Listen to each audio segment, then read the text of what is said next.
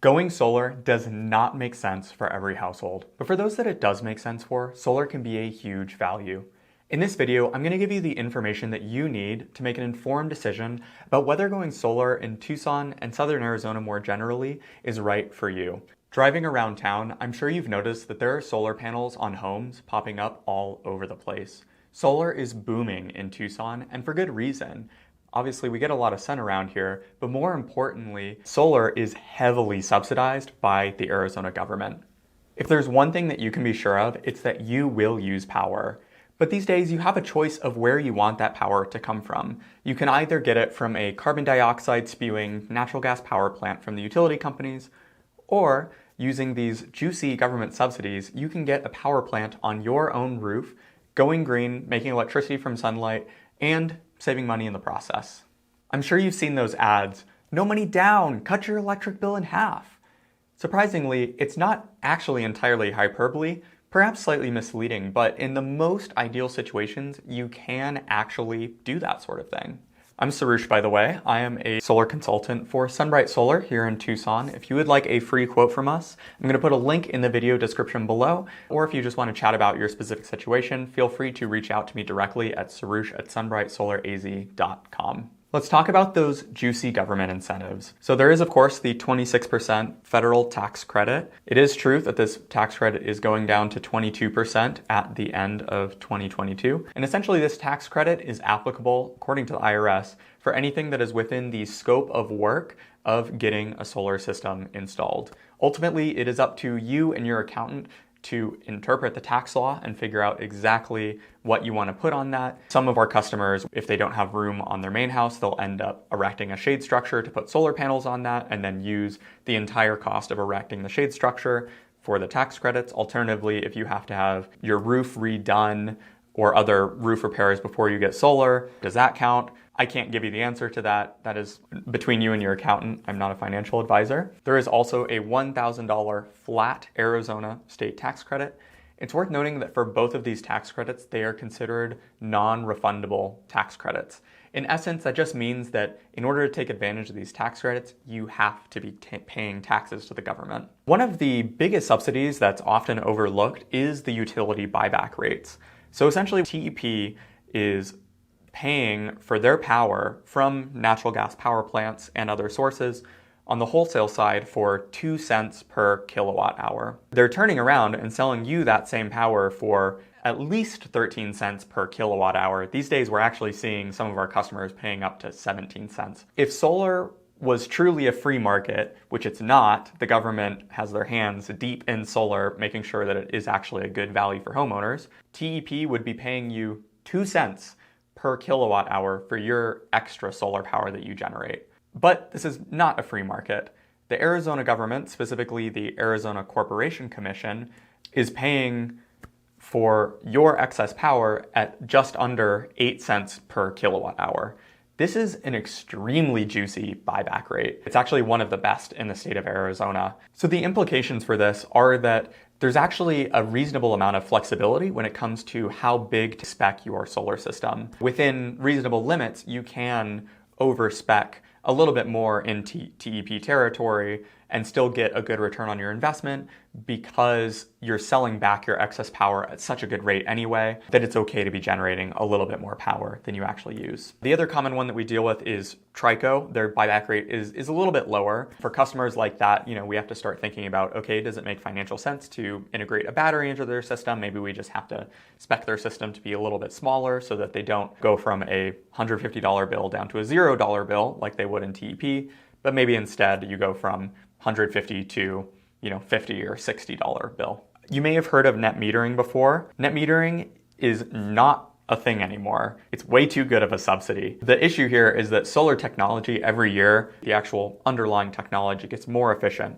cheaper every single year, but at the same time, at a high level, the government subsidies also go down every year. So really what the government is trying to do is that they're just trying to match the economic value of solar panels themselves versus what the government subsidies are so that they can always make sure that it's actually valuable to homeowners. So if TEP did net metering, it would be way, way too good. Right now, it's just a direct dollar for dollar. You sell your extra power at a certain rate and you buy your power from them at a certain rate.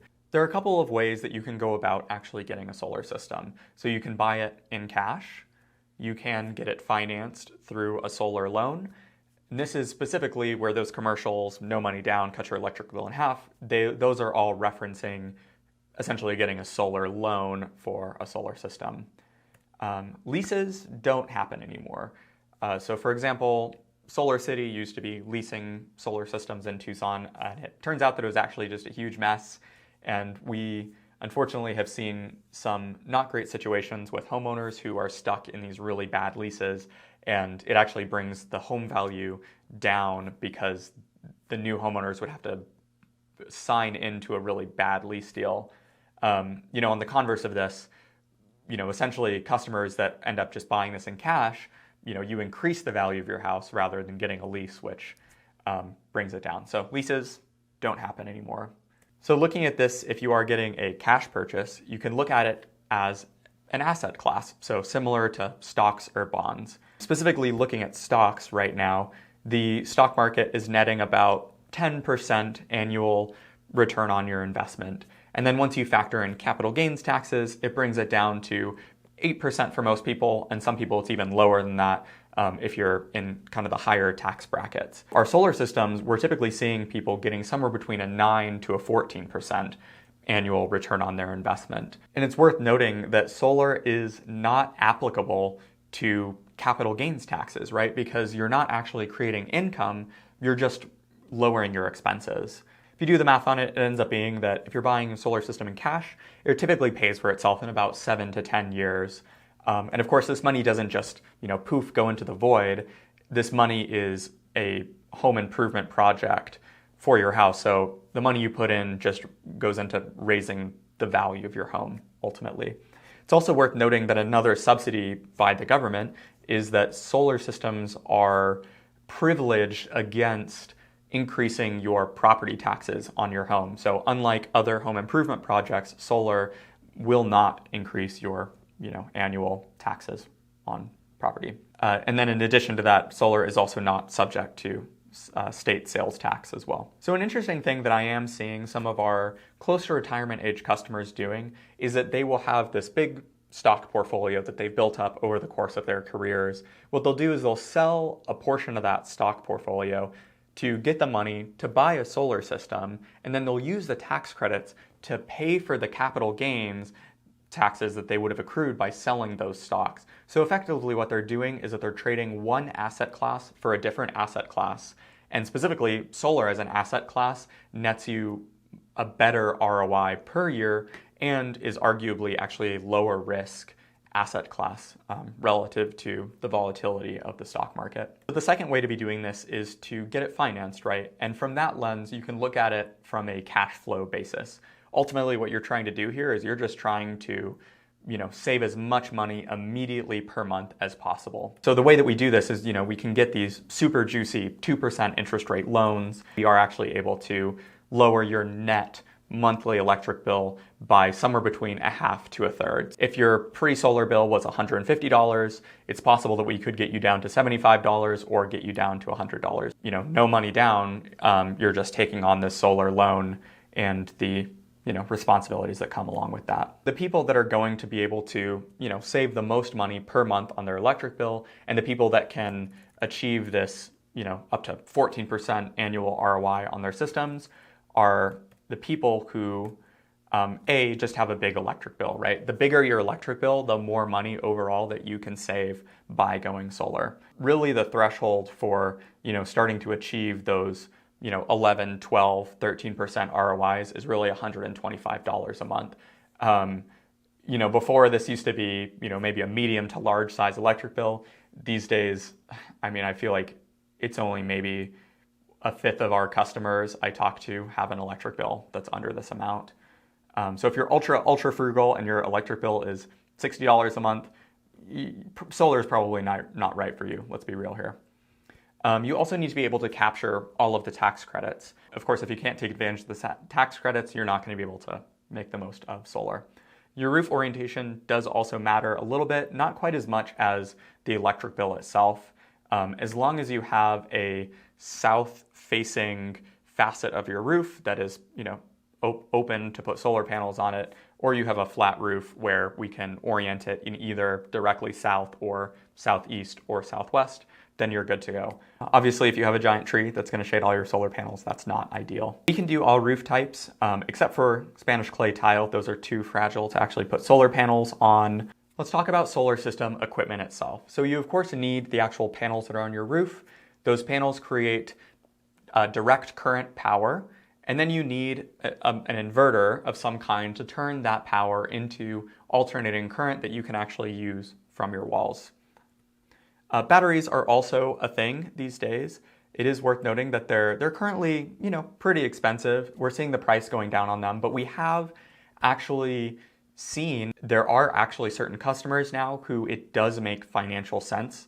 In order for them to achieve the highest ROI possible, it actually does make sense for us to give them a battery under very specific situations.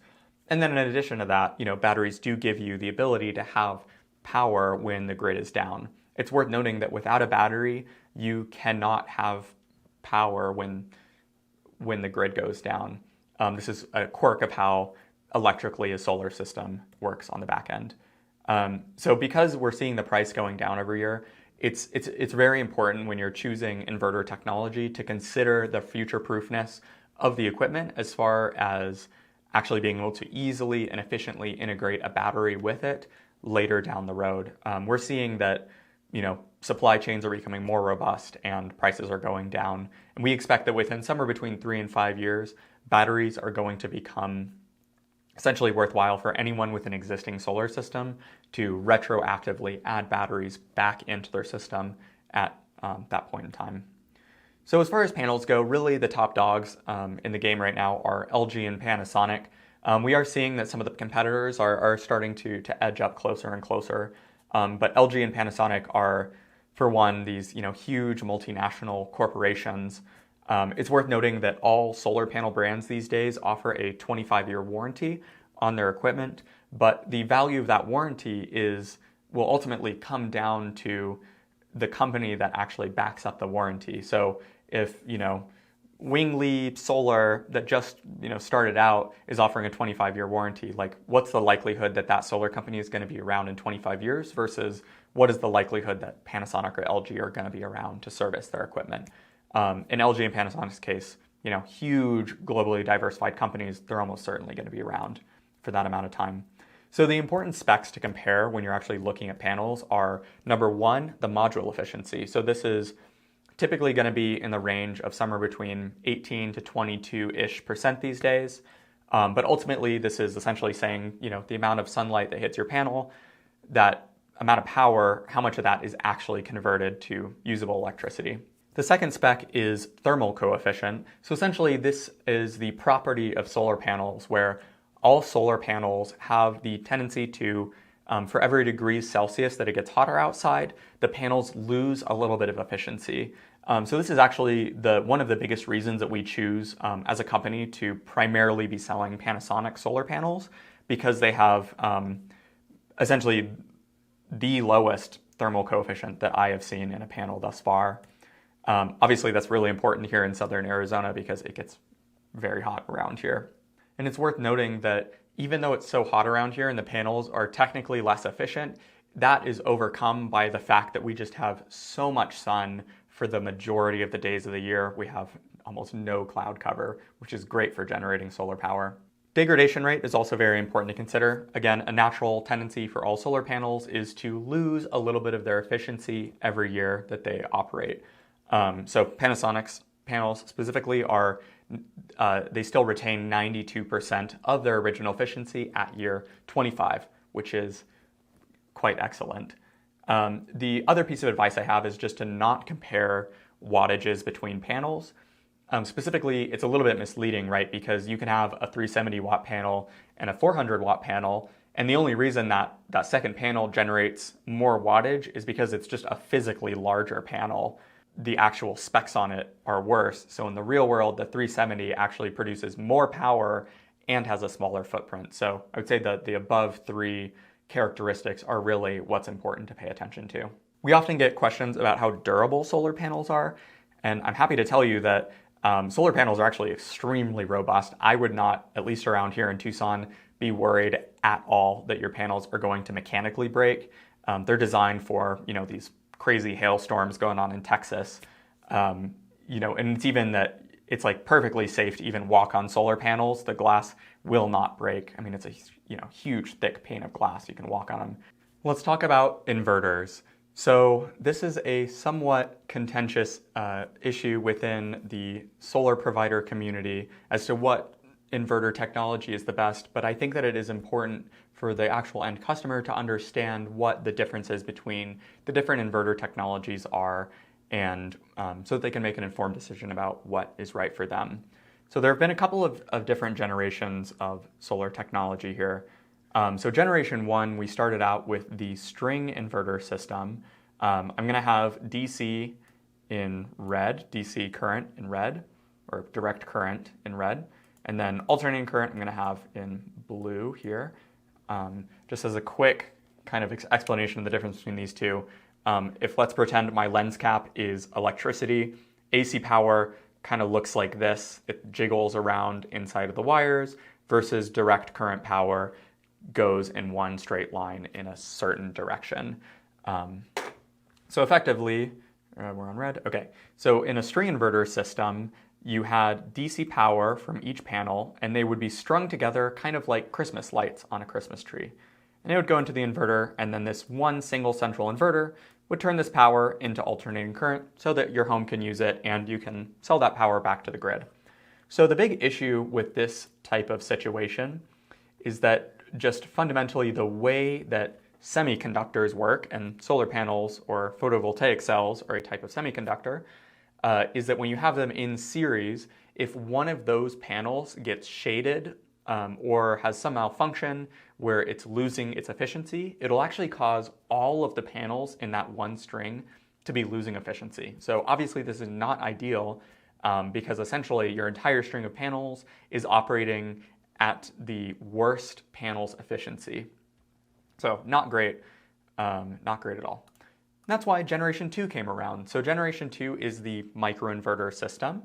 Microinverters were revolutionary when they came out. And effectively the way that they worked is that the DC power would come off of each panel and go into a tiny little inverter that sits underneath of each individual panel. So if you had 20 panels on your roof, you would also have 20 inverters on your roof. So the panel power comes off DC from the panels, goes into the microinverters. Microinverter changes it to to AC, and then it's then these that are actually strung together and put power into your house. So these solved a couple of things. One, it solved the problem of panels shading other panels, because now you actually had, instead of a string of 20 panels, you actually have 20 panels that are all running in parallel with each other effectively, so that if one panel gets shaded, it's only messing with itself. Additionally, what it enabled is panel level monitoring. So microinverters are great, but we have since had another generation of solar technology come after that.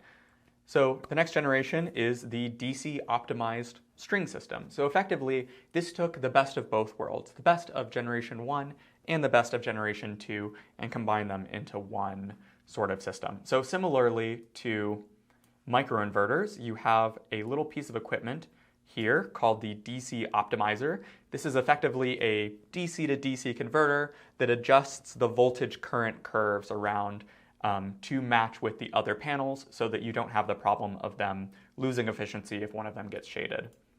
So DC power comes off the panels, they go into each individual DC optimizer. And again, there's one DC optimizer per panel. And the DC optimizers are actually what are in the string together. And then that comes off your roof DC into your big central inverter. And then that inverter turns it into AC power for your home.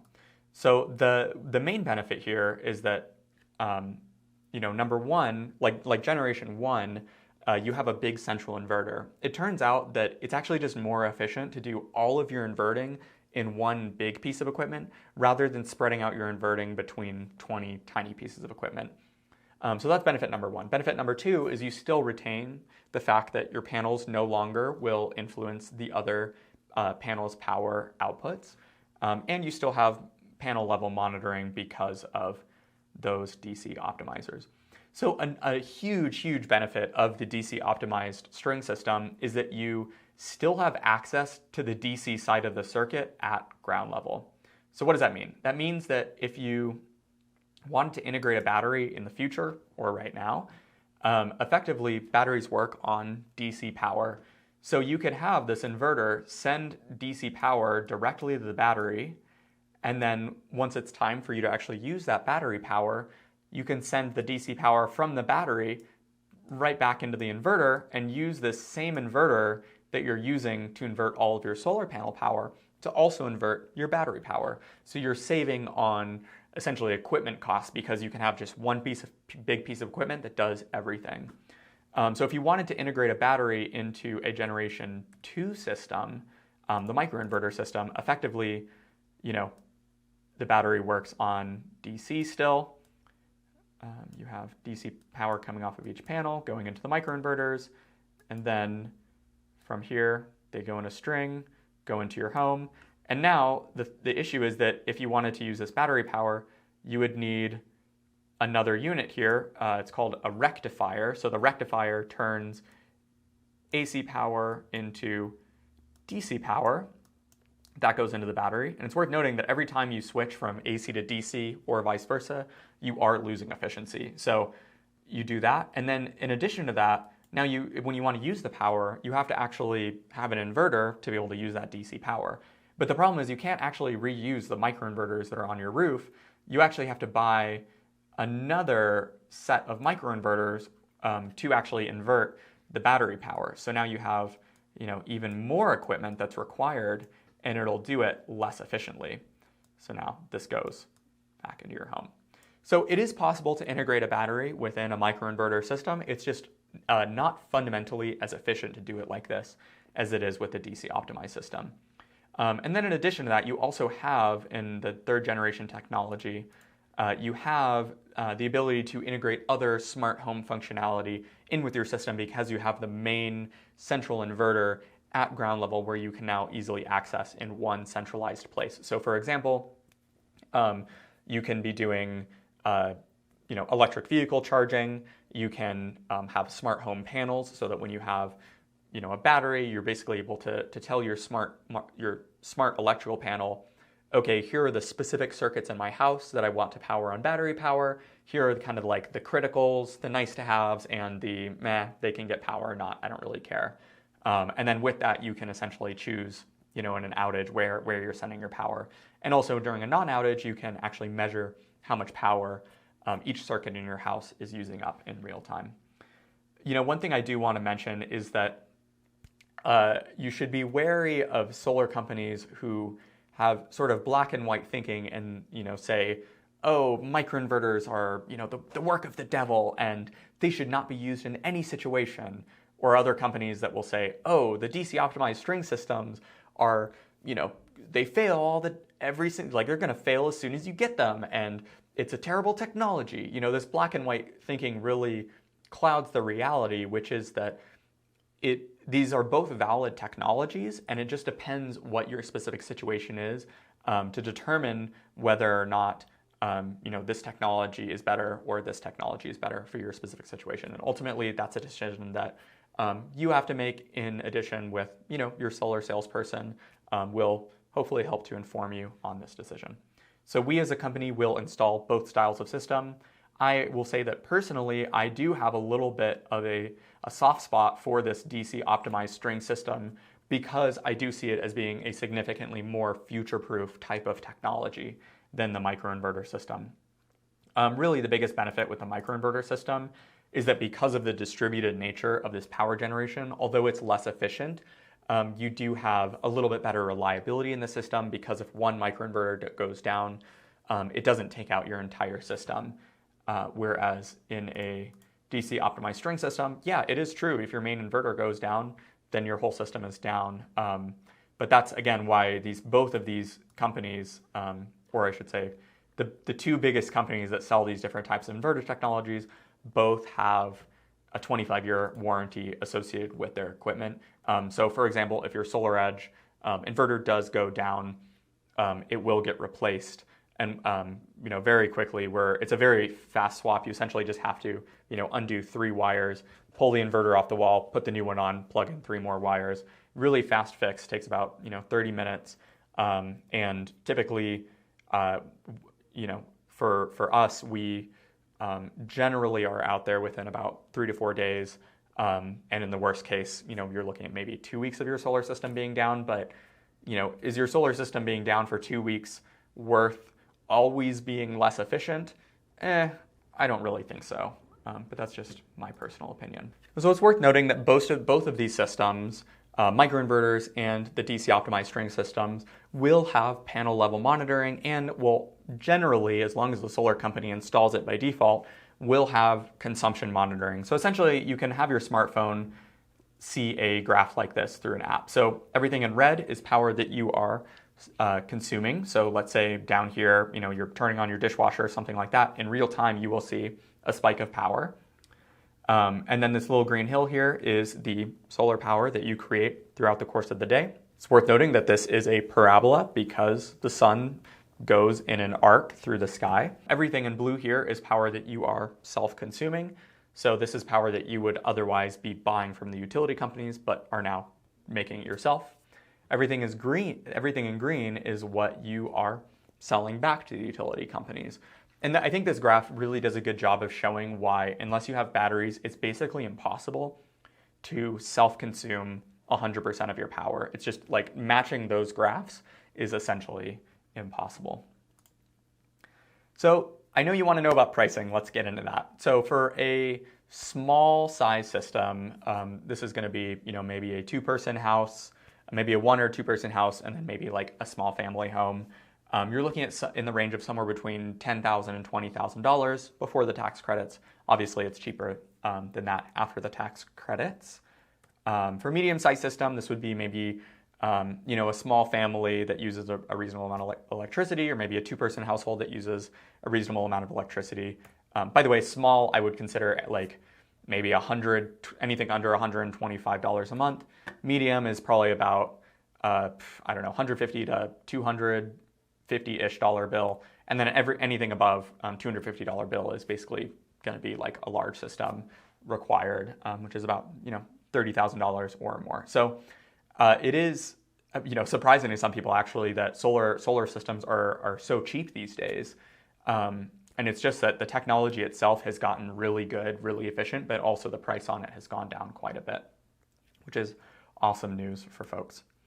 Okay, so in terms of choosing a solar company, of course, I'm a little bit biased, love Sunbright Solar, but I do at least want to give some kind of general guidance how to choose a company. So there are really 3 tiers of solar companies.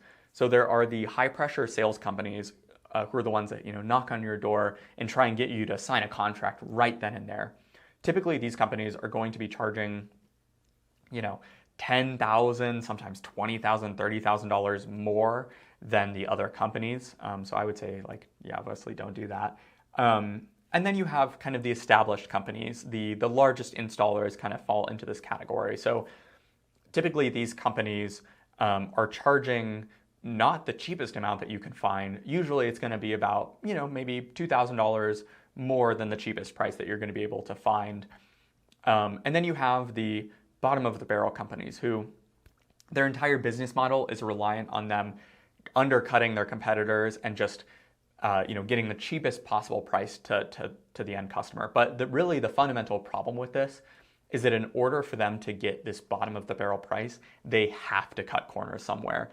Where they cut corners, is to be seen, right? So they're either going to cut corners on equipment quality, they're going to cut corners on installation quality, or they're going to cut corners on actual customer service, after the fact, after you get your solar system. So, maybe something goes wrong with your solar system, and these companies are basically just like, poof, they're gone. They're never going to service your system because they didn't charge enough at the beginning to be able to have enough money in the bank for them to actually service the systems that they have installed. So, Sunbright Solar is essentially falling into the category of, us being very competitive, but we are not going to be the cheapest price that you can find, because we do take pride in the quality of the work that we do. We do a high quality of install and, install good quality equipment there. So really, I would say my number one advice is just don't choose a company solely based on the price that they give you, because there are so many more factors that go into it, right? It's not, even if company A is giving you the same equipment as company B, there's, a solar system is not just the equipment, it's the install itself, right? There is a bunch of electrical work that has to go alongside it. You're putting screws into your roof, so the waterproofing that's done has to be high quality, or else you're going to have leaks in your roof. And then, the $2,000 of saving can turn into, you having to replace your entire roof because they wrecked it because they had to rush their installers in order to get you that cheapest price. So quality of equipment is obviously important, but I think perhaps another one of the most important things is that you really have to have a lot of trust in the install company that you're using and the salesperson that's guiding you through the process. There are so many nuances when it comes to installing a solar system and to actually speccing the equipment and the placement of the panels and how many panels are right for you, that you have to have a salesperson and a company that you trust to make good, informed decisions on your behalf. Because, for you to go about learning everything that the solar company has, you would be at the level where you could start your own solar company. So you could spend, years learning all the nuances that you have to know to make good quality solar decisions. And typically, people are not that invested. So a little bit about us. Sunbright Solar is a locally owned and operated company. Important things to note about us are that we are the only SolarEdge preferred partner, which is the makers of the Generation 3 technology. I guess I didn't have it in my slides here, but essentially the Generation 2 microinverter system primarily is sold by Enphase, and then the Generation 3 technology is sold by SolarEdge. So we are the SolarEdge preferred partner in the Tucson area and the Panasonic Elite Level installer. So essentially what these mean are that we've undergone their testing processes and proven to them that we do a high quality of work, and they're willing to back us up on that by giving us better prices on their equipment, essentially sending us leads. So if you go to SolarEdge's website and you say, I want to find an installer, they will send you to us. And then in addition to that, we also repair all of their equipment in the Tucson area as well. So if your SolarEdge solar system breaks down in a couple years and it needs to get warrantied by SolarEdge, they'll actually send us out to come and fix your system. So according to them, we are the experts in Tucson for their equipment. Also, we're proud to say that we are now the Tesla installer as well. This is a relatively new development, but if you went ahead and bought Tesla solar panels, well, guess what? You would end up seeing us in 6 months anyway. One of the things I want to say about working for Sunbright Solar has been that as a sales consultant in an industry that is booming so much, I have plenty of flexibility that I could leave Sunbright Solar and go to a different company and sell for them instead. But I've chosen to stay with Sunbright Solar for a few reasons. I've been out with our installers and I've seen the quality of install that they do. And I am now proud to be selling for Sunbright Solar because I know that I can feel good inside about, backing up what I'm actually selling. And then number two is that I've spent time with the employees and especially the executive management team behind closed doors, and I've seen what kind of decisions they make about their customers when their customers, are not on the phone with them. And I'm proud to say that I've seen a lot of integrity in the company, especially within the executive management team. And so that's why I'm still with Sunbright Solar at this point. We are locally owned and operated. We are down by the airports. We've done over 500 homes thus far in the Tucson area, 500 installs. And we do service all of southern Arizona as well. So the typical process timeline for most solar companies is somewhere between 90 to 120 days. A lot of time is spent actually just waiting around for permits to clear, but otherwise the actual install itself typically happens in about 2 or 3 days in that matter. Thank you again for watching. Here's me again. If you, again, would like a quote, feel free to go in the description, fill out our form if you want to actually get pricing for your specific situation. And yeah, feel free to reach out to me. Happy to help you get this all figured out. Hope you go solar. Thank you for watching, and have a great day.